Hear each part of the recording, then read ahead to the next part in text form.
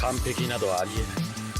この世界は不完全だから美しい。もうバカバカバカ。何？俺は海賊王になる。なんて美味しさなの。力を渡した時に言ったことを覚えているかい？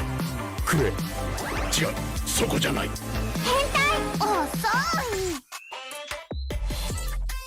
Hello and welcome More Than Hentai, a podcast that is here to show you that anime is just far more than tentacles and catgirls. There's also countless stories of love, loss, laughs, hope, horror, and happiness that are just dying to be found. And I, Brendan White, the Salt and Pepper Senpai, I'm here to help you find them. More Than Hentai is proudly powered by our friends over at Audio Technica and Dash Water, so please go upgrade your audio and hydration games today. And joining me in the Segoy studio is a dear friend of mine who is not only 33.33% of the Falcon, a footy podcast, but is also a master of prop making and gin consuming, and was last heard on this exact RSS feed fawning over Makima from Chainsaw Man way back on episode 5. You can find him in the socials at Jesse Spanner. Jesse, you bloody legend. Welcome back to the studio, my friend. How might you be doing? Thanks for having me. Can we just appreciate how hard your intro goes? It is art. It is so hype. I try my best. I get very short on breath, so I've got to try and pace it and time it to make sure that the momentum and the impact hits the right way. So hopefully I did you proud, my friend. This is why you're the best in the biz. Oh, can I get that in writing? Can I get that in some official capacity? I need that on a business card. I'll get it tattooed on my chest for you, baby. Oh, my goodness gracious. I love that. And I love you. And I love that we're back in the virtual podcast realm again, talking all things anime. But before we do that, let's talk some life. Like, we don't need to do the deep dive on your anime origin story. We sort of unpacked that in a nice way back, as I said, on episode 5, where we gushed collectively about Chainsaw Man and our love affair with Makima. I want to know, first and foremost, have you finished the first season of Chainsaw Man now? Have you completed that since last we spoke? No. So, like I said in that episode, I fell off anime. I'm an anime basic bitch. I like the most basic stuff, which, look, Chainsaw Man I think is quite approachable for an anime outsider. But I fall off anime really, really quickly. It took me rewatching Dragon Ball Super recently, which I loved every second of. And I finished it. I'm like, all right, it's back. This is a proper reawakening. So I got through Dragon Ball Super. I started on JoJo's. That is a interesting journey to take as well. I do like that every season is oh so different and thematically, like the universes they take you to are fun and interesting and new. But how you been finding JoJo's? Because it is something I don't think's for everybody, if I'm going to put it lightly. So everyone told me, get through the first few episodes. It starts off a bit slow and then it picks up. It gets real fun. I've been the reverse. I really like the first half of the first season, where it's a bit more classical. And then season 2 with the stands and everything like that, kind of losing me a little bit. So I'm not smashing that one out as much as I planned on. So I was looking for a new show to start. And I think that new show could be a show we're about to talk about. That makes me very happy. Like, I'm sad that JoJo's hasn't sort of hit the way that you've wanted it to. The good thing is, I guess you can jump in and out depending on what you're vibing, as far as maybe the characters you might be wanting to look at or the period of where this particular season's set. Like Stone Mountain, I really, really love. Meeting Jolene and the whole prison arc that they got going on there is funky as hell. Stardust Crusaders is really fun too, but yeah, Phantom Blood, it starts like, it just gets nuts after like the first episode and a half. You're like, I don't know how I feel about this. And then obviously, plot twist and crazy shit ensues. And you're like, okay, I'm vibing. I'm all about this. Give me more of this, please. Give me more Dio being a son of a bitch. Oh, I love Dio so much. The reason I got into JoJo is because I don't know anybody who likes JoJo's. They absolutely love it. And they will not stop talking about it. So I could see why if it sinks its teeth into you, it really does. I may just play a little bit hot and cold with it. That's fair. That's fair. I think I'm more in the camp of like over like love and my teeth, something's teeth getting sunk into me. Like I'm more of like, this is fine, this is fun, this is enjoyable. Is it the greatest of all time? No way. But like I've watched far, far worse. Because you've watched every anime conceivable. I have watched many, many in anime. Like I was just I haven't fully got my anime list up to date, but like looking at it just now, so far in my lifetime, I've watched 114.9 days worth of anime in my life, which equates to 6,867 episodes of anime. I don't know about your listeners, but for me, a day is 24 hours. How long are your days? How do you fit all this in? My problem, for better or for worse, when I am into something, like I am in, like I love big, I feel big, I am passionate in a big way about things. And so when I get something that's, using that analogy again, sinks its teeth into me, like I want it to like eat me and consume me wholly and solely, and I'll do the same. So yeah, I am just like chewing through seasons on the daily. Like when something's out, like say a JoJo's, I'll just sit and watch it like as often and as much as I can. Like I'm not like the whole I want a weekly sit down. I want it all and I want it now. So like yeah, it's a problem, but it's also like it's a blessing and a curse, Jesse. It's a blessing and a curse. I love that. You don't do anything in half measures. No, I go full ass. It's never half ass around here. It is full ass all day, every day. I wish I could do something like I'm kind of full ass into like laying on the couch for half the day. Like I'm really good at that. I'm getting better, but I just can't focus on stuff, which is probably something I need to talk to a doctor about. Yeah, but you are focusing on a new podcast that you're diving into, or Yes. receiving a few disposals from, or hopefully, I won't say kicking it behind, because you know that's not the good thing. You're kicking goals on this podcast. I think we want to leave the behinds out of this, apart from talking about full ass. But yeah, the Falcon of Footy podcast. It is a new adventure for you. It's a new foray into the world of sports podcasting. Yes. How the hell is that going? Tell me and the listeners what the Falcon of Footy podcast is all about. First of all, I just appreciate. I could see the gears turning in your brain to come up with like little footy puns there, and I appreciate that bottom of my heart. Wasn't easy. You did well. You did well. See, so I've done video game podcasts. I've done sort of movie/TV based podcasts. I don't think anyone really knew that I was really into AFL. When I say into AFL, I know That's the Australian Football League for Yes. international listeners. Yes, footy if you're nasty, but I don't actually know that much about it. I just like talking about it, and I have a mate, Clarky, who wanted to start a football podcast. I thought, hey, I'll jump on for a few episodes. I'll help out here and there, and then it just clicked. So it's myself, Clarky, and Chris. Every week we talk about nonsense to do with football. We rarely talk about the games in depth. We rarely get our facts straight. I refuse to correct myself on the show. We throw in quizzes. We have, a bit of a goof around, but it's been really, really fun. And it's a bit of a different community to get involved in. Has the same ups and downs as the gaming community online does, and, movie and TV shows and stuff like that. But I don't know, I think it's something that I've always had in the background of my life, AFL. And now I'm focusing a little bit more and realizing, okay, I've actually got something to say here. I love that. What do you have to say about the cost of like a meat pie and a beer at the footy? Because that is criminal. That's something that needs to be stamped out of the game immediately. So exuberant prices. Cost of living's hard enough. A meat pie shouldn't be like 10 bones, and a beer, which is usually like a Tooheys New or some other gutter trash, absolute trash garbage, is also overpriced. I got strong opinions on that, Jesse. So when I say I don't know much about football, I'm a weird football fan. I hate going to games. I absolutely detest. I think I've gone to less than 10 games of AFL in my life. I think I've gone to more, and I don't even understand the sport, and I'm not from the area of AFL. Like I'm a league boy. Yeah, which is a whole different. We're going to get you on the Falcon, and we'll cleanse you. I like the sounds of that, because I'm a dirty boy. I need a cleansing. Wow. With live games, too expensive, too many people, half of them want to fight you. I can't see very well. So even with glasses on, I can't. It's just dots on the ground running around. And getting seats is like, I'm a member, so I'm sitting here. But I'm not a member, but I'm also sitting here. Like, what do you... The seating makes no sense to me. It is nonsense.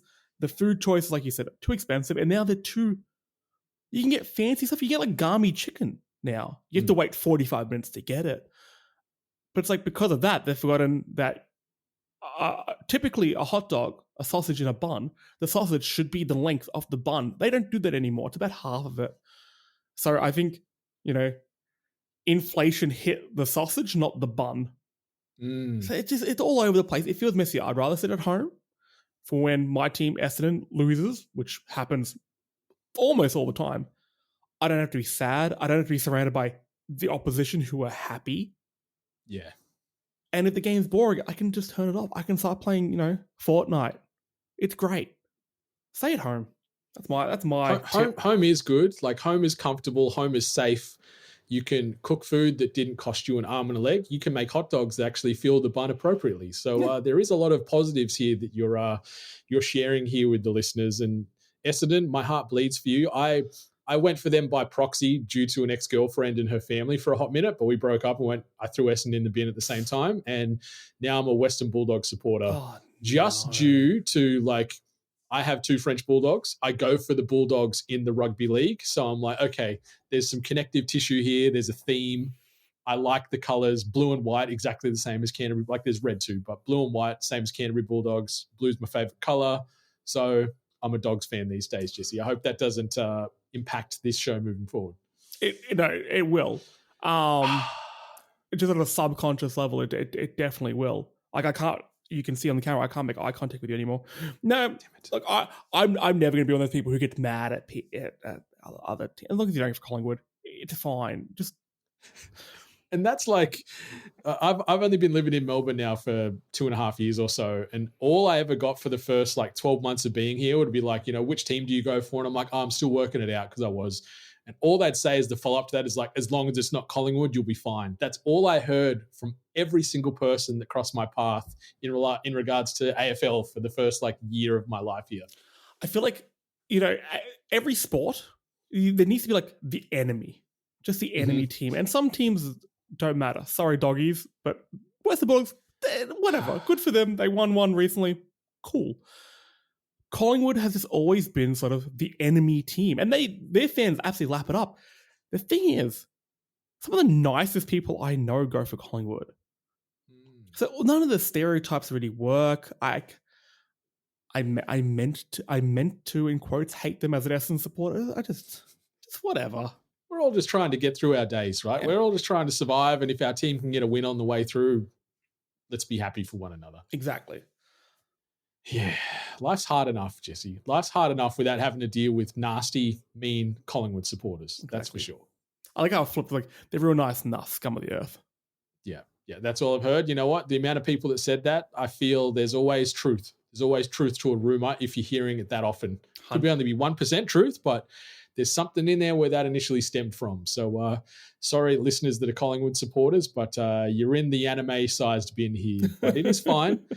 Because that bin has plenty of table scraps, because this anime that we're going to be talking about today is a shonen cooking comedy known as Food Wars, which is written by Yuto Sakuda and illustrated by Shun Sakai, and began serialization in Shueisha's weekly Young Jump from November of 2012 through to June of 2019. With its chapters collected into 36 tankobon volumes. By March of 2020, the manga had sold over 20 million copies, making it one of the best-selling manga series of all time, justified in my humble opinion. JC Staff, the studio behind such titles as Toradora, One Punch Man, Season 2, Is It Wrong to Try and Pick Up Girls in a Dungeon, and Prison School, produced a 5-season, 86-episode anime adaptation that began airing in April of 2015, with the final episodes airing in September of 2020. 2015 also saw the release of 2 video games covering the Food Wars universe, releasing on iOS and Android, as well as 3DS, and they were both published by our friends over at Bandai Namco. Food Wars can be found on HiDive, Crunchyroll, and Netflix, depending on your region and location, and currently holds a score of 8.14 on my anime list. That is based on over 1 million unique user reviews and is the 61st most popular anime overall on the website. And the story of Food Wars is as follows.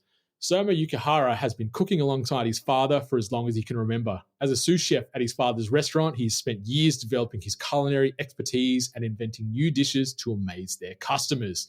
He aspires to exceed his father's skill and take over the restaurant one day, but is shocked to learn that his father is closing up the shop to take up a job in New York City. Rather than tagging along with his father, Soma finds himself enrolling in the prestigious Tsuki Culinary Academy, where only 10% of its students end up graduating. The school is famous for its Shokugeki, intense cooking competitions between students, often used to settle debates and arguments. Soma's father tells him that in order to surpass him and survive, he must last the next 3 years at the academy and graduate. The academy's brutal curriculum and fiercely competitive student body await the young chef, who must learn to navigate the treacherous environment if he wants to stand a chance at realizing his dreams. But is skill alone enough to let him rise to the top? Some might say like a nice, fresh loaf of bread. Episode 1 is titled Endless Wasteland. We're going to be diving front to back on this episode. We're not going to be going beyond that as far as broader narrative spoilers and plot points.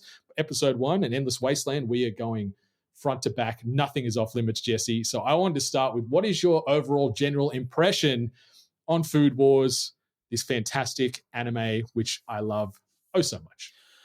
Brendan, you know me so well. You know me so well. Yes! So, like you said, we did an episode a few months back, Chainsaw Man, and you looked at me like, you know what Jesse likes? Violence and porn. And then with this one, you're like, you know what else Jesse likes? Food and porn. I knew this show was wild. I told a few people that, you know, I was going to be on this show and Brendan's going to get me to watch Food Wars. And they just gave me that look of just like, you're in for a treat. Mm-hmm. So I chucked it on last night and I'm watching it. And I kind of know, you know, they're going to be some like cook-offs. I've seen Iron Chef. I know what this is about. What I didn't expect was for those meals to tickle a few sensations in some of the characters. Mm-hmm. Mm-hmm. It's such an over-the-top way where it goes past being weird, it goes past being cringy, and loops back around to being really funny. I had some genuine belly laughs watching this show. Some of the most unexpected things. The pseudo pork roast, I lost it. It's so dumb, but so I like to cook. My dad was a chef, so like I was brought up around like kind of cooking culture. So when they're describing all these little different methods of cooking and flavor profiles, I'm like, I know all this. This works. What they're saying on the surface makes sense of how you would make this taste a certain way, but it's so over the top for what the premise is, which is just a cooking show. I mean, you may be able to educate me here. Is there a name for anime that's based on very sort of mundane things like cooking in comparison to fighting aliens in space? You'd classify this like another sort of subgenre that it could be slice of life. So that's like just the general day-to-day life-based things that people would be going in. So it can be focusing on, people wanting to be chefs, or people going to school, or people that want to be artists or whatever. So anything that doesn't fall into your fantasies and stuff like that usually just can be bundled into there. So this would fall into the slice of life, but then it's got a couple of little sub sort of genres and subtext that I mentioned as well. It's a very unique beast, Food Wars, that's for sure. The aforementioned porn. Look, let's cut to the chase. When the tentacles came out, like, I know the show's called More Than Hentai, but this was sort of alongside hentai. Okay, this is. And I'm not going to confirm nor deny that this episode and that anime actually like inspired some of the art and the concept of More Than Hentai as far as the branding and the naming, because I love the anime so much and I love everything about it. And yes, it can be a little too on the nose for some, but like it is perfect for me. Like Iron Chef combined with comedy, combined with over the top nonsense, combined with some of that ecchi sort of subtext, which is a little bit more fan servicey, that equals a good time for me. And this anime combines all of that into just one of my favorites. Like it's a top 10 anime of all time for me. Like I love it that much. I have got the cookbook, I've got merch, I've got, rare art prints on the wall around the corner. I'm getting tattooed in a week and I'm getting a little homage to Food Wars chucked on me amongst all the other little bangers I'm getting. So yeah, I love it. And I'm so happy that I finally get to talk about it because I've been waiting for a good long time to find somebody that I know would appreciate this, because nothing would break my heart more as if I got somebody on to talk about Food Wars and they just go, this sucked, I hated it, I'm never watching beyond episode 1. So I'm happy that I've found my my anime smut brethren in you, and we're riding this tentacle together. Well, God damn it, that caught me off guard. As it did with some of the characters in the show. What was it about this show that made you think that I would like it? Was it the food or was it the boobs? I think it's a combination of those. I think at its core, it's just fun. And yes, we will go into these in a little bit more detail later, which kind of sounds pervy to say, but like the foodgasm is a very real thing in real life and in anime. And the fact that they just animate it to the umpteenth degree, just like you said, it goes from, oh, this is a bit awkward, oh, this is orgasmic, to then, oh, this is actually really funny, and then back again. Like it's really, really expertly written, I think, not only from the manga side, but then the way it's animated and translated, and then the voice work to accompany that, to sell these scenes in real life, are just like chef's kiss. Like we'll find as many food puns and references we can in this episode. And it's just, I just knew from, our time hanging out together and talking, and the way you spoke about when we unpacked Chainsaw Man, I knew this was in that Jesse realm that you'd appreciate and hopefully admire and come to adore as much as I did. I like how you brought the foodgasm. The animation, those scenes, is so fun. Like I said, I just kind of got off watching Dragon Ball Super, so I've seen a lot of characters transform. This does that in such just a, I don't want to use the word perverse in a sexual way, but in a perverse way. It's almost like friendly, well, not friendly perverseness. I don't know what the term is, like friendly pervy, like, or acceptable pervy, or like funny pervy. It's like, he's just pervy, haha, don't worry about that. Like it feels like it's not too, at least for me, it doesn't feel offensive, the perviness. It's not gratuitous. That's a far better word. You're smart, man. Thank you. That's going to be my one good call for the whole episode. It's because none of the characters are sexualizing that moment. It is just a sexual moment they're having with their own sort of sensations towards the food. No one's looking at it and like, oh, they're naked. Oh, I like that. It's just, how good did that taste? Pretty good. Yeah. And that's it. Like they can't control themselves, like minor spoilers for this episode and the future 85 after this one. But like, that's the commonality. Like no one is safe from one of these flavor bombs, just blowing their clothes off and blowing their mind, whether it be the nether region mind or the upstairs mind. Like people are having a good time in this show, and it just makes me happy and it makes me hungry. Like I love food and I love the look of anime food. Oh yes. And this anime as a whole has some of the sexiest, prettiest dishes. Like you find yourself salivating watching this because it looks so good. And like you said, it's accurate. Like as far as they describe the cooking process, you see the ingredients and how they're prepared. I'm like, this is how it happens in real life. And it's the same as the cookbook that they've done that's based off all the main dishes from the anime. Like they are carbon copies. And I'm still yet to cook any of them because I'm a bit too intimidated, but I will go back and give it a crack one day, I promise. I am going to try and cook the pseudo pork, or I found that it's actually called roast pork. Just kidding. I found the recipe for it. I'm going to cook it this weekend. Yes. Yes. I will either have a foodgasm, which you'll hear about, or I'll die, which you'll hear about. Well, I hope it's not the latter. Like, I hope it's the former, because that's a bit extreme. I don't want you dying from some fake pork. I hope it's the former to the point where it becomes the latter. So yeah, you die from the foodgasm. Yeah. What a way to go. It's probably the best way to go. Yeah, that's how I want to go out. How did he die? I just a potato wrapped in bacon. And he busted a nut so hard he died.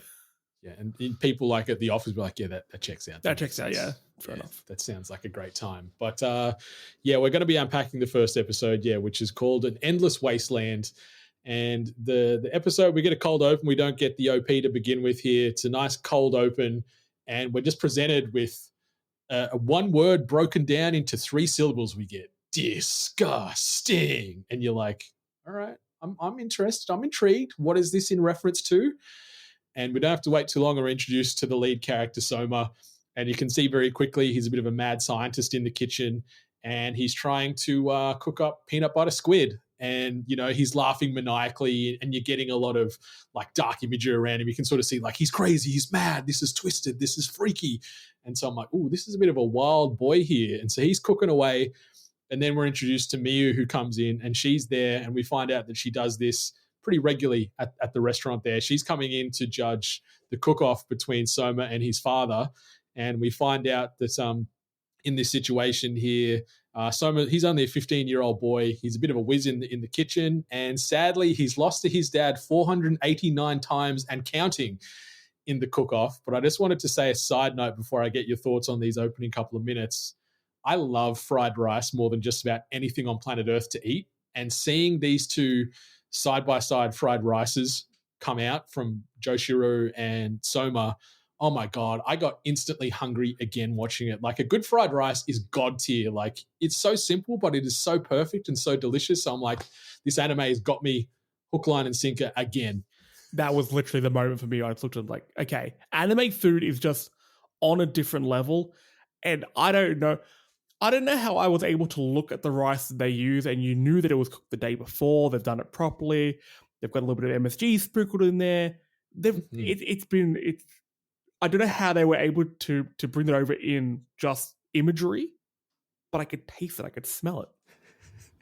I want fried rice now.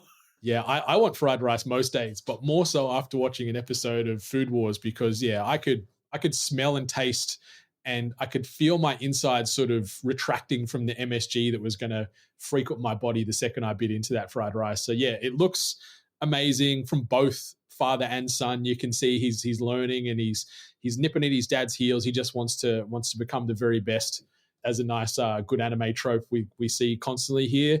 So Miyu samples both the fried rice. Soma narrowly misses out again, leading to the 489th time he has suffered defeat at the hands of his father. And his father, he's just a badass, cool-looking dude. He's got the long hair. He's got the sort of stubbly beard, fit-looking fella, and just can cook up a storm. Like, I was idolizing the father a little bit there. And after this happens and the competition is over, we then start to see the neighborhood all coming in and sampling the rice, and they're all having little mini foodgasms all through the restaurant. And I'm like, oh, okay, this is some sexy food-based table setting. I'm all about this. And then Miyu comes in and she's consoling Soma, there, it's all good. It tasted really good. Like, it's getting so much better. Like, you're going to get there soon enough. And then Soma manages to convince her to try his peanut butter squid dish.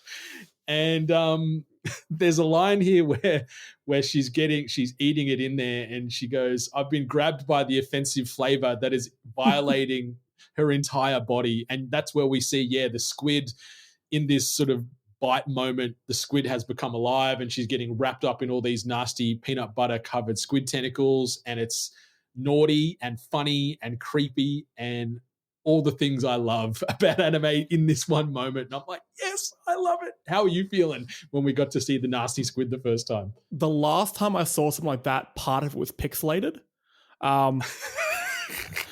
It was such an intense scene, and up to that, and it comes out of nowhere. It like literally left field. You thought, this is a disgusting thing they ate. Okay, that's funny. I mean, would you try? Are you bold enough with your culinary taste to give fried octopus with peanut butter a go?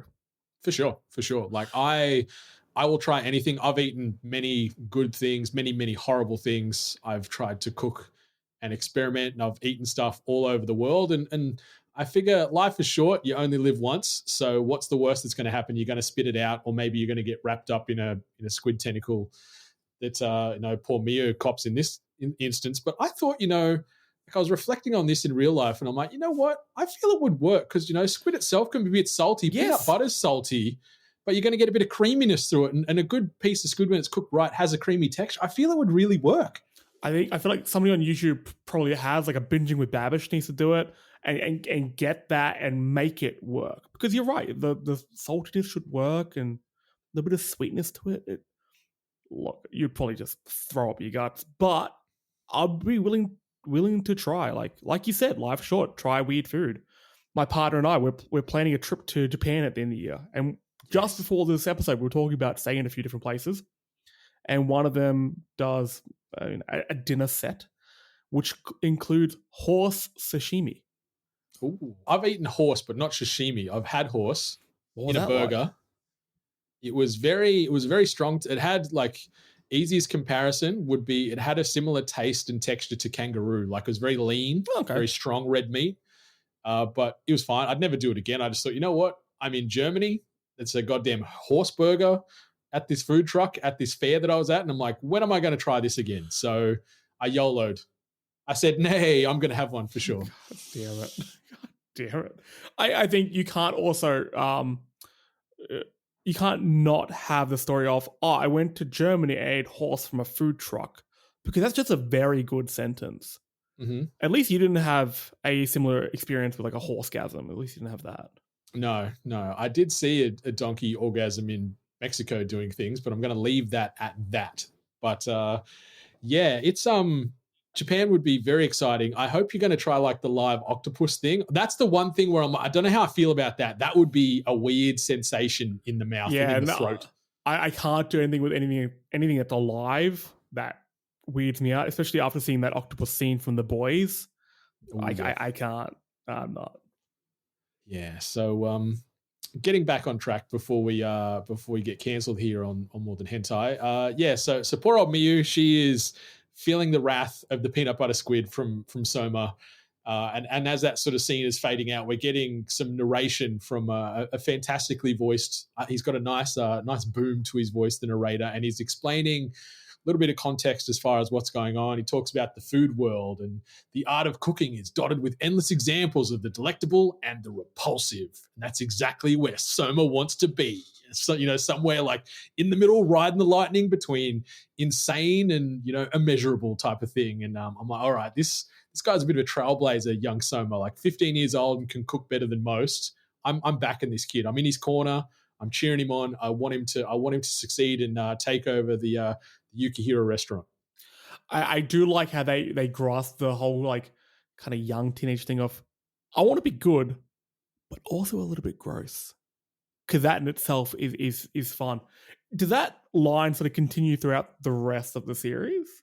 Not as in, we don't really hear it verbalized so much throughout the 5 seasons, but there is a common thread with Soma where he does, like when he does some freestyle cooking, like outside of the competitions where he's a bit more laser focused and stuff, but like when he's just cooking casually and wants to try and learn new things, he's always mixing crazy stuff together and making disasters on plates that just shouldn't work, or we get some horrible scenarios that play out. So yeah, it's a common thing. That is such a good bit of bait for me to watch the rest of the series, because I'm so curious to see what comes up. Because obviously we had the octopus peanut butter, but then the dad also mentioned the sardines with strawberry jam. Mm-hmm. I need to hear more of this.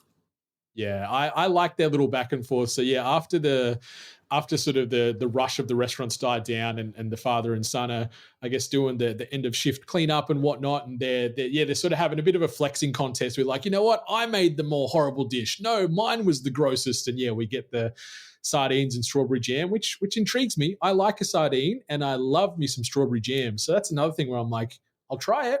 Sounds horrible, but I'll try it. That's the weird thing. I would, sardines fine. I don't like jam. That's the part that turns me off it. I forgot about that. And that's your initials that's as well. That's my initials, yeah. Makes me sad. But the OP of Food Wars does not make me sad, because after we get that little back and forth about who is the grossest chef, we get a little ditty. Kibu no Uta is the song, and it's done by the band Ultra Tower. Good little toe tapper, good little fun vibes. It throws a lot of characters to us in this opening, a lot of people we haven't met yet. So we're like, okay, they're going to play a part at some stage in this journey. We see a lot of the standard tropes and stereotypes that we're used to in anime are in just film and any type of media, where we've got, the pretty princess ones, the jocks, the nerds, everything else in between. But I like that they weave in these little character intros with some really sick cooking scenes and like, cooking exchanges with some of these characters we don't know, as well as Soma just being bad mothers in the kitchen. And I'm like, yes, I'm so hyped. I want more of this food in and around my mouth, please. I really like that cooking has become kind of badass with stuff like this. I mean, obviously off late we've had stuff like the bear and stuff like that. Mm-hmm. But these action shots with just a little bit of flame, a little bit of flambe, some sharp knives, it makes you so hype. If you take a step back, you're like, it's a cooking show. You're just watching people cook. But in that moment with the music and all this, like the animation style, I'm a big fan of it. It gets you going. It really does. And like, I like that you explain, like how you talked about, the flambeing and the flame, how it is just that at its root. But like, you think of that in comparison to some of the other anime or some of the other media you're out there watching, and that's sort of the equivalent of, the big uppercut or the home run or the kicked goal and all that. So you're seeing them do these things and you're sort of cheering and rooting for them because it is a match. It is a fight they're playing out in the culinary arena, I guess we could say, Jesse. But yeah, it's so good. And yeah, it's a little bit of a banger of an intro. I prefer the intro compared to the outro that's in the ED. Rising Rainbow, it's fine. It's workable. Oh, sorry, Spices for the first 14 episodes, and then after that it shifts, which is something that I still am unsure about with anime in general, where they, like, I know it's a tonal shift and maybe the characters have been through some adversity or they've grown up, but I'm like, if you've got a banger OP and a banger ED, just stick with it. Like, change the graphic, but keep that track. I forgot that happened so often. So watching Dragon Ball Super, where it changes every 4 episodes, was so jarring. Especially, obviously there's a lot of filler episodes, so you sort of zone out a little bit, and you're like, this is a new song. Why does it sound like Shakira? It's yeah. I didn't love the outro song in this episode, but that opener hits. Yeah.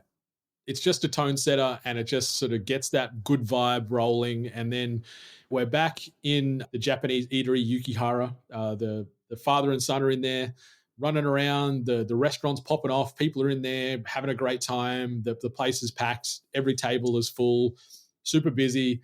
And as we start to sort of see some of the patrons leave the restaurant, we get this weird shady shot where it's like, it feels almost like they're FBI secret agents sitting outside in a car. They've got the suits on, they've got the glasses on, even though it feels like it's getting close to dinner.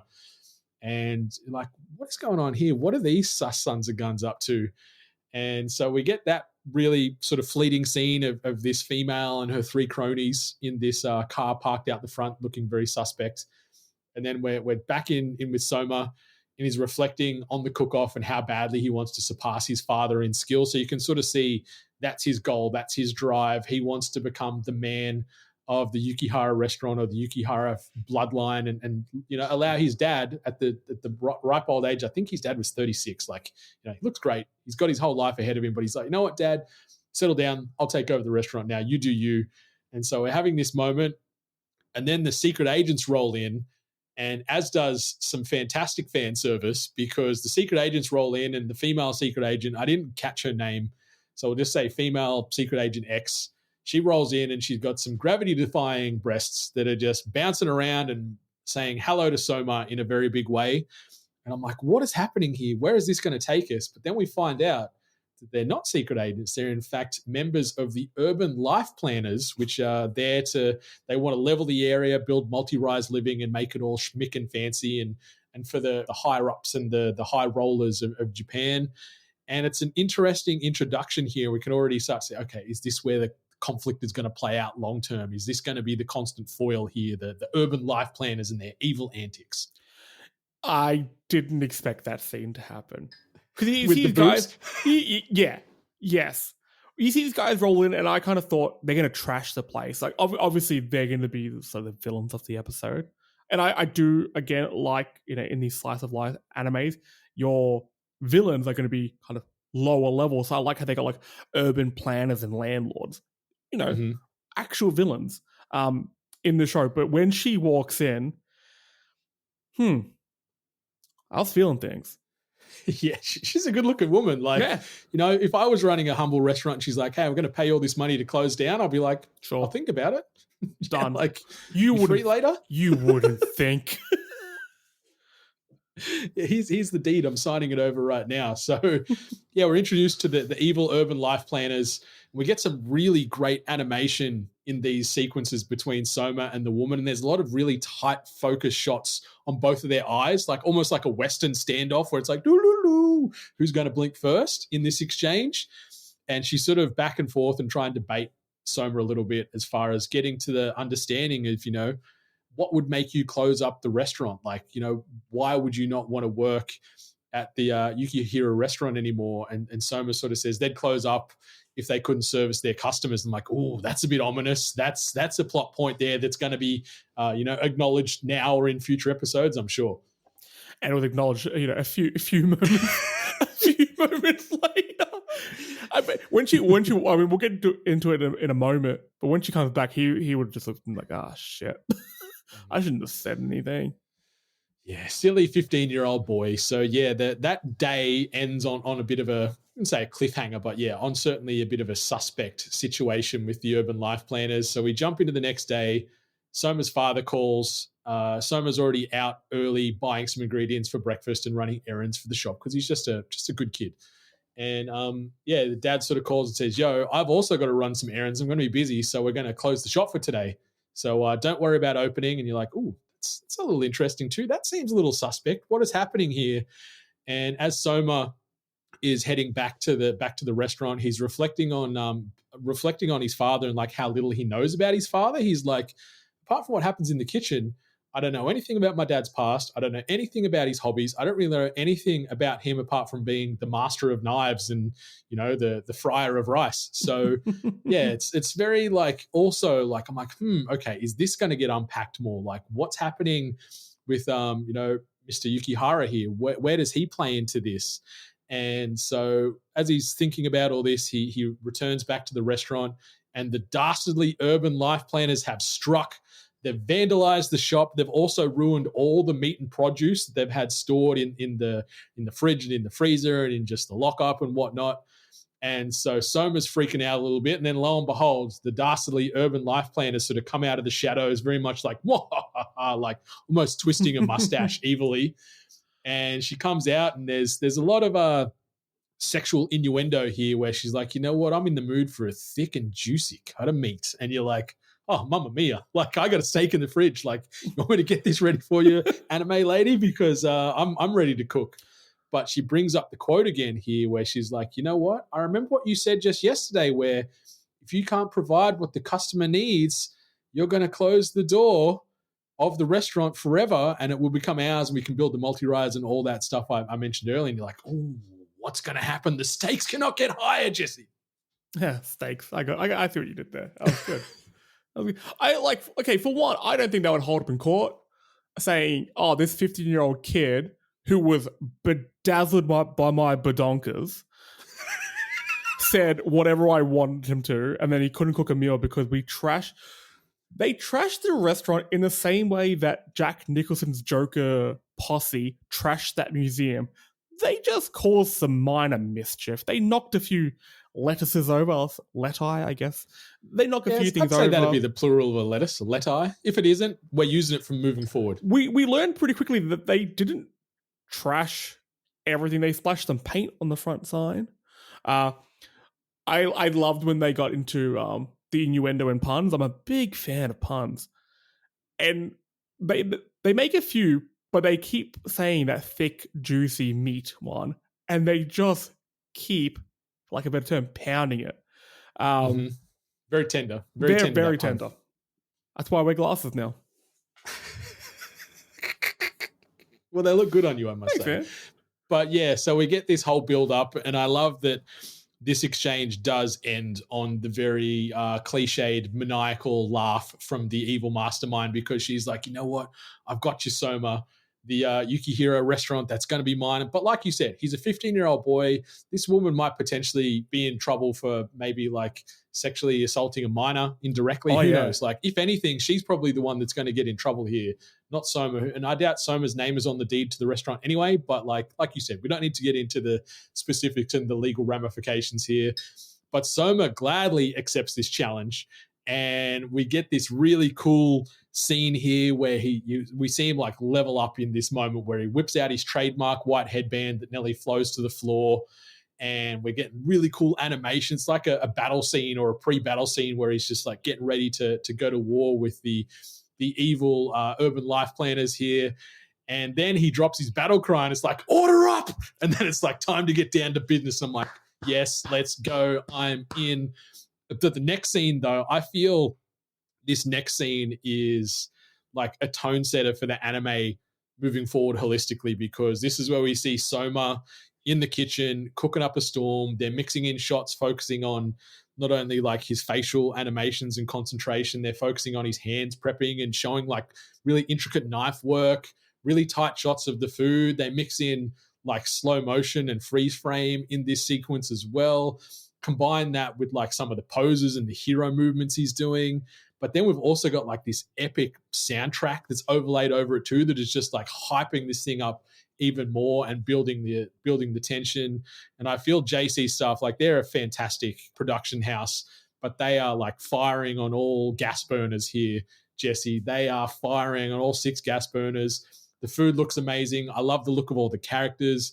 And I love the combination of reality and foodgasm fantasy. Like it's just this sort of montage that goes for maybe, I don't know, 30 to 60 seconds max is just Food Wars in a nutshell. And I am here for it. You get to kind of see the cooking in a way that, Soma feels it. Because he's a kid and his whole life is cooking. So when he is slicing things up, he feels badass.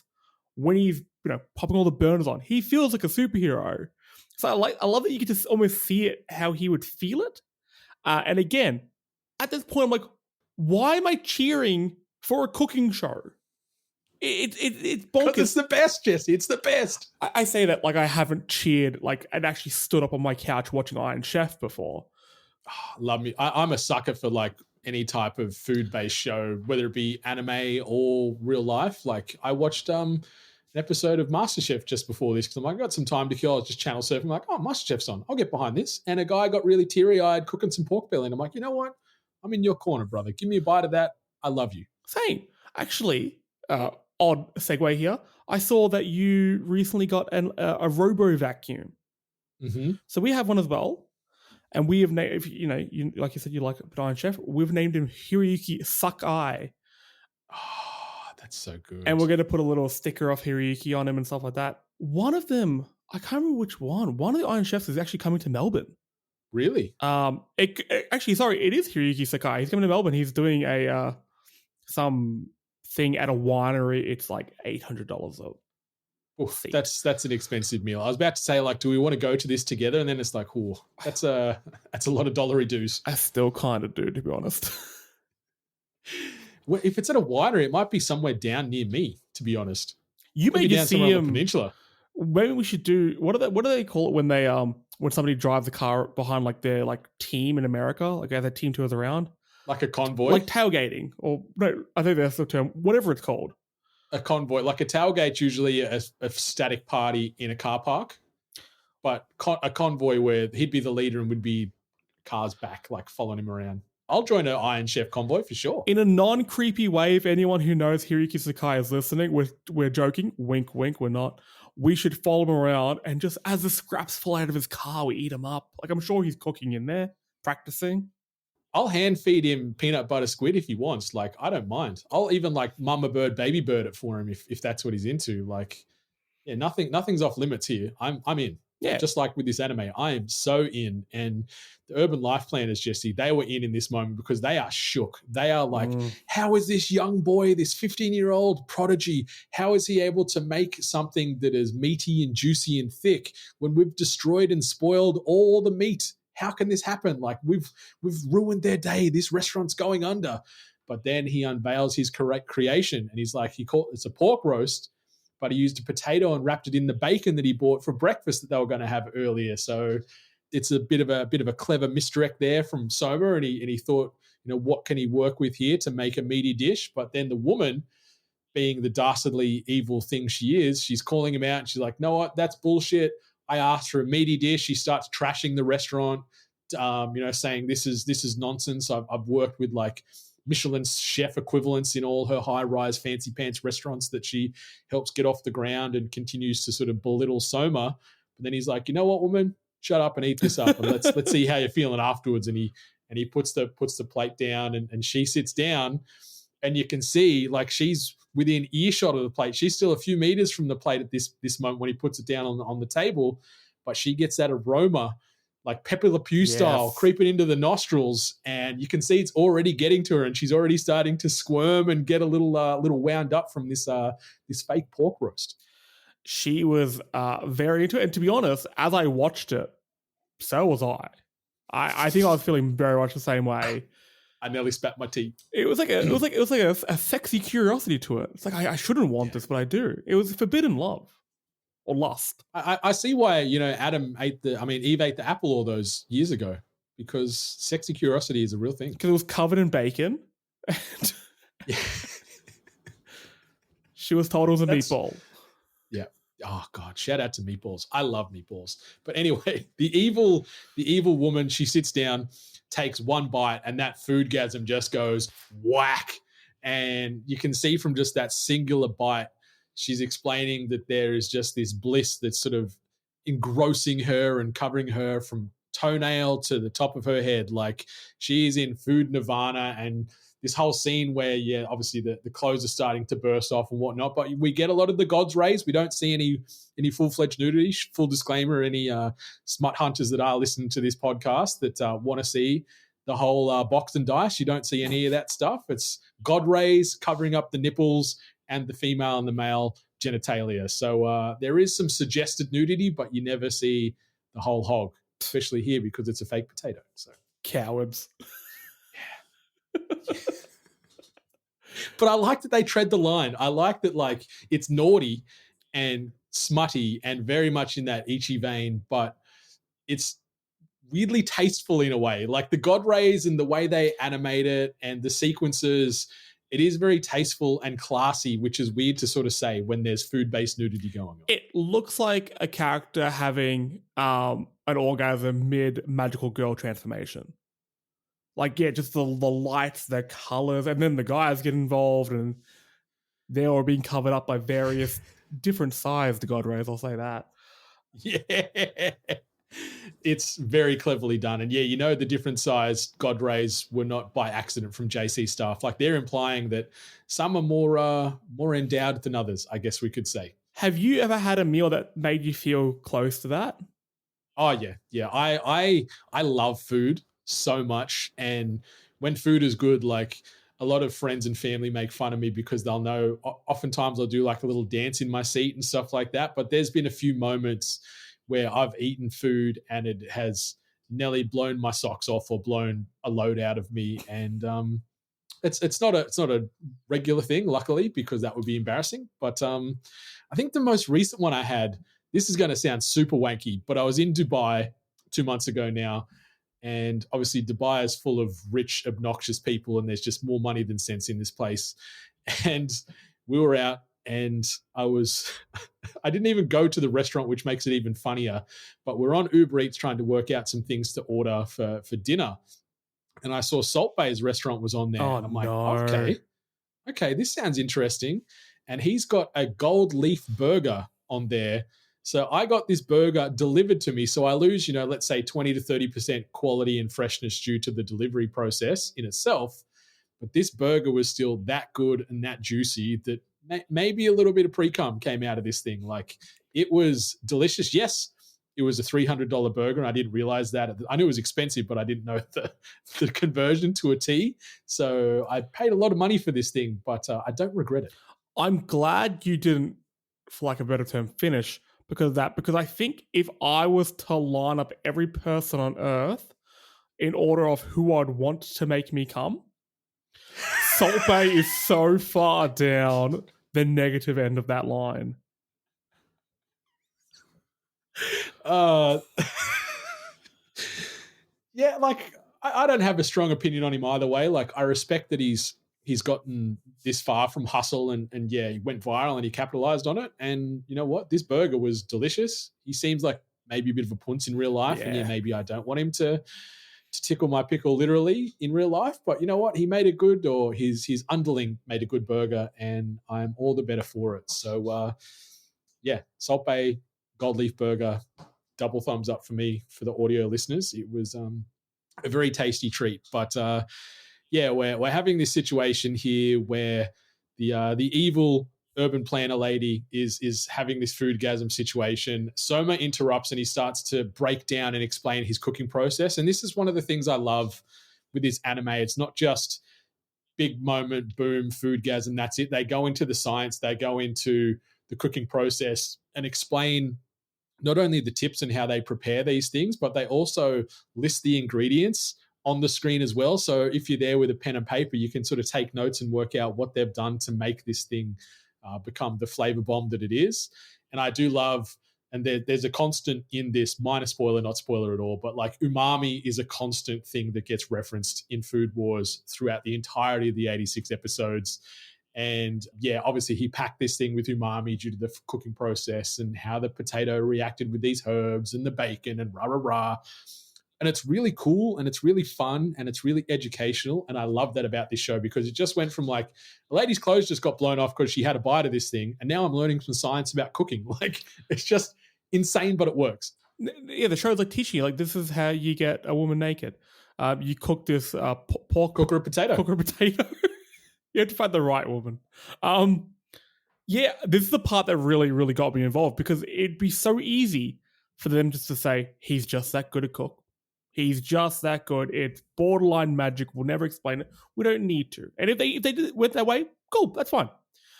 But to go into it and be like, they've thought about this. They've made this. And it must have tasted pretty good. I'm still confused how it looks so crispy. That's the thing I'm going to have to work out. I've got a feeling that I'm going to make this a few times until I get it right. But yeah, like I said, I got the recipe. I've actually got it next to me. It's super easy to do from what I can see. But I'm going to follow, while I have the instructions next to me, I'm actually going to follow the episode's steps. I love this. And do it properly. I may burn the kitchen down, but whatever. And yes, I will report back because it looked genuinely good. And then when you have the explanation of behind it, of like, yes, the mushrooms react with everything and it absorbs all the bacon, fat, and flavor when it's cooking, it made sense. It does, and like the science behind a lot of this is they actually engaged with a celebrity Japanese chef known as Yuki Morisaki. He got involved and actually helped advise behind the scenes as far as how these cooking processes happen and add some fact to the crazy foodgasm fiction that's going on. So I do like that they're respectful to the craft and respectful for how these things actually take place. So yeah, I appreciate that they got someone with real world experience involved in this. It's not just all fake pie in the sky stuff. It's actually truth. And I'm looking forward to seeing this fake pork potato realized by yourself in the coming days. That excites me very much. But something else that sort of I had a little bit of a fist bump for and some pseudo excitement here is where Soma's explaining that cooking process. And he sort of also says that he found inspiration from this dish from prior failures. So I like that he isn't just this perfect prodigy that can do no wrong. They show that in that one little line, it shows, okay, he's human, he is learning, he does fail, he has hardships, and it's not always, top of the class, as evidenced by the nearly 500 losses to his dad. Like he's got some comeuppance over the years, and it hasn't stopped him. He's still on that grind. So I respect this young man's hustle. Yeah, it almost also harkens back to how he's making the disgusting food. It's not so much that he's making them disgusting on purpose. He's pushing the bounds just to see where his current skill set at that time can take him, knowing that it's constantly building. Every time he makes something that goes wrong, he'll learn something from it. So I'm hopeful that when he does make these more disgusting things like the octopus and the peanut butter, I'm hoping in future episodes he can kind of refer back to some of those moments to be like, hey, those flavors didn't work. Maybe I just add this and it will work. So I'm hoping there's a bit of that and you get to see that get built upon, because I agree. That was a really, really cool moment. Yeah, and not going to confirm nor deny but maybe loosely confirmed. But yeah, there is a lot of reflection Excellent. and analyzing of past failures and why things worked and why things didn't over these 5 seasons. So it's it's really well written. It's just great. So anyway, he explains the situation, and after he sort of has this talk with her, she wants to eat more, but Soma's like, no, you're done, lady. And he goes to throw the dish out unless she promises to leave the restaurant alone forever and never come back and try and overthrow the restaurant with her evil and dastardly ways. And at first she's like, no, I can't. But then as he goes to, I guess, bin this delicious potato pork, she begs him for more, and he gives in after. She's like, yep, I promise I'll never come back. The restaurant's safe. The Yukihara restaurant is fine. Don't worry about it. We're going to leave you be. And so, puts the plate back on the table. And we see not only her, but the other 3 cronies in this moment all have a good chow down. And everybody in this moment, they're all naked. Clothes are shooting off everywhere. We got God's rays covering all kinds of appendages.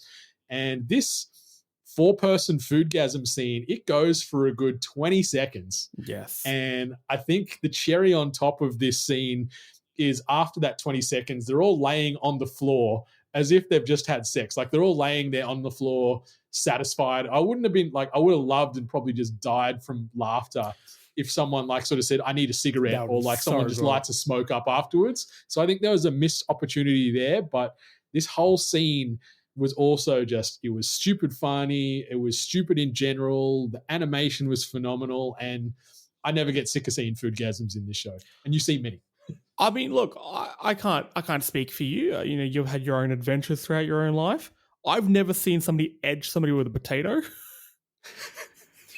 I don't think I have either. Yeah. Hey, maybe that's an experience we can share one day. But that part made me laugh so much. But it does make you think, what if the dad returned at that moment and he saw the whole restaurant, ruined, 5 naked people on the ground covered in potato and bacon grease, while his son, his 15-year-old son, mind you, is standing over them with a knife. What a strange tableau that is. I reckon Joshiro, the father, I reckon it wouldn't have surprised him. I feel because we saw some little mini-gasms happening just from general patrons the day before eating the rice and stuff. I feel that this is just a day in the life of the Yukihara boys. Like people be foodgasming in and around them all day, every day. Breakfast, lunch, dinner, dessert, whatever. Like whenever they're peckish and they're cooking, people be foodgasming. Just a single tear rolls down his cheek. He's like, oh, that's me boy. My boys growing up. Yeah, just a proud parent moment. But that's the situation plays out. We then jump forward to the next day and we see Soma. He's up early cleaning off the paint and the vandalism from the Yukihara signage that the evil orgasmic urban life planners did to try and overthrow them just the day before. Cleaning the signage up, and we're getting a little bit of reflection here from Soma. And he's like, you know what, this restaurant, it is my temple, and this is where I'm going to master cooking. So you can see, like at 15, he's laser focused on his goal. He knows what he wants to achieve and who he wants to become. And then lo and behold, the old man just casually rolls back in. He's disappeared for the last 24 hours running errands. Like it's a long errand to run, Jesse. I don't know what he was up to, but he rolls in, asks his son, what happened? Soma really downplays it. But then the dad just casually goes, oh, and by the way, I'm going to have to close the shop for a few years. And you're like, what? I beg your pardon? What is happening here? And he's like, yeah, an old colleague has sort of reached out to me and I've got to work with him. So we're closing the shop. Good luck, boy. And obviously some more stuff happens after that. But you're sort of like, what? This place is the temple where Soma wants to master cooking and become the very best. And now it's just gone? What? After he fought so hard and made these people come from a fake pork potato?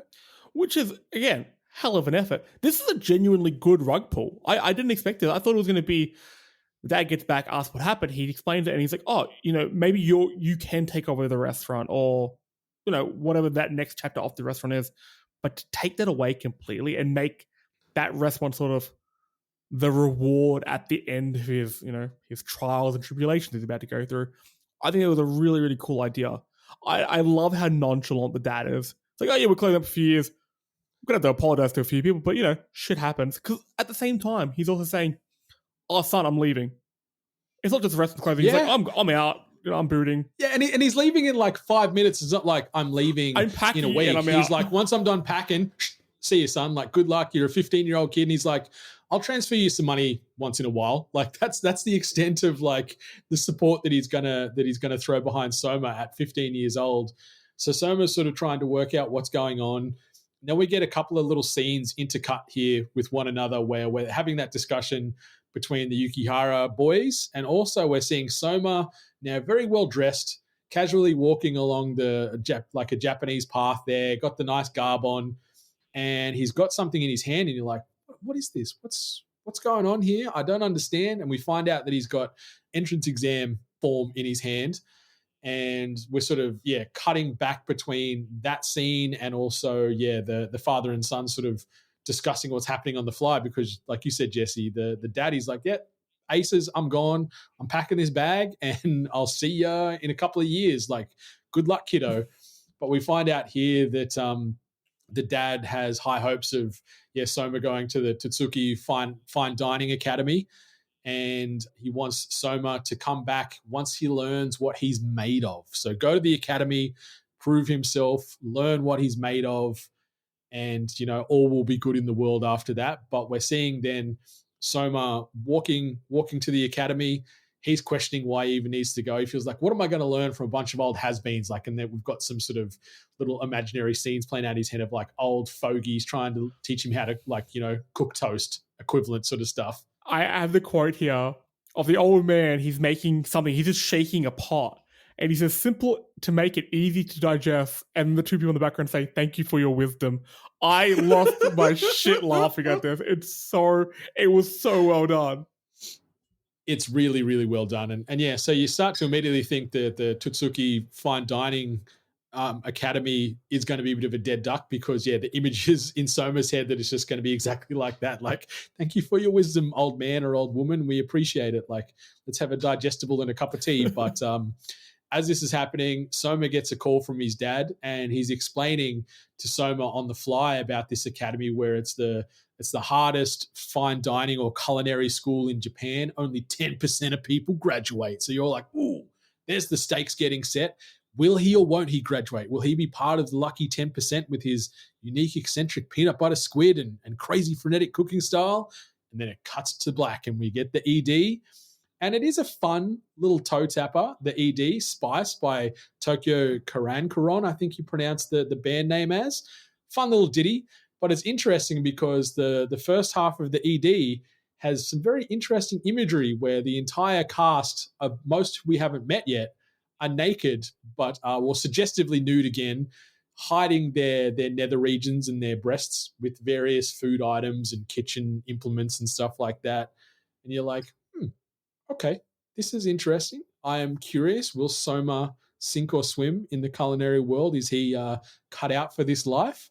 I've got many questions, and I didn't have to sort of dwell on those questions for too long because we got a juicy post-credit stinger, and we're introduced to none other than Erina Nakiri, aka the God Tongue, who I love. I've got a fantastic couple of t-shirts of her. She's a great character, and I hope you learn to love and appreciate how awesome she is as these episodes roll by, Jesse. But we're introduced to Erina Nakiri, and it's a very weird scene because she's pretty much naked, and we get some framing and seeing the silhouette and the curvature of her body, and she's naked, just casually standing under a waterfall that's just like flowing down her body, and you're like, what? And then she gets hit in the head with a jukebox, and you're like, what the hell is going on? And then it sort of pulls us out of this dream state, and we see that she's like, the head of a cooking class, talking smack to these idiots in there because they've made a dish, and she's like, this is how poor the dish just tasted. Like, I had a bite, and then it felt like I got hit in the head by a jukebox. You idiot! Like, learn how to get good. And we get a really quick narrator dive in here, where a little brief reveal in the next episode where it is titled The God Tongue. So we get a little bit more of a focus on Erina. But that is the end of the first episode of Food Wars. And my goodness, was that a delicious serving. It was a mouthful. I almost missed that after credit scene. I was going to close the window, and then I saw how much the episode's left. I'm like, maybe. So I did go forward and watch that, utterly confused by the jukebox. And I like when it cut back, because have you watched much Key and Peele? A little bit. Not enough to be like, if you probably throw something that's specific, it might go over my head, but I'm listening. So I'm on the ride. The sketch they have, and look, like you said, you watched MasterChef before. It's taken from that. On those types of shows, the way it's scripted, it's you lead in with a compliment, and then you twist it, and then you go to ad break. So it's like, this tasted great. It's something I would say if I'd never had food before. Blah, blah, blah. It was very much that sort of moment, which was like, okay, even though this show sort of preceded a lot of the cooking shows that I watch nowadays, I'm able to relate them. Like, there was so much really good commentary on food culture and the way it's critiqued in that. Like, I'm getting, again, using more modern shows, I'm getting like a lot of like the menu from it. And just this like really sharp, biting. Oh, the menu was so good.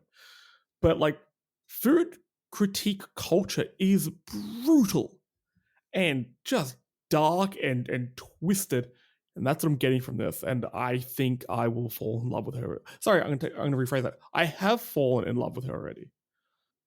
That makes me so happy. It warms my old beating heart here because I fell in love with it very quickly back in the day. And yeah, it's as I said earlier in the episode, it's one of my favorite anime of all time. And now that we've sort of embarked on this journey for this episode, I've started another rewatch of Food Wars. So I'm excited to go through all 86 episodes one more time and just be along for such a crazy, tasty, smutty, hilarious ride. And I like that the stakes are constantly getting raised with the future seasons, the future episodes. Some of the characters you meet, like obviously the characters that Soma meets, like they're either leveling up or he has to level up. So we're seeing, the stakes and the pressure and the just overall insanity build on top. And you go, man, is this like House of Cards vibe? Is this all just going to collapse one day on poor Soma? Or will he survive and become the next Iron Chef and be one of the 10%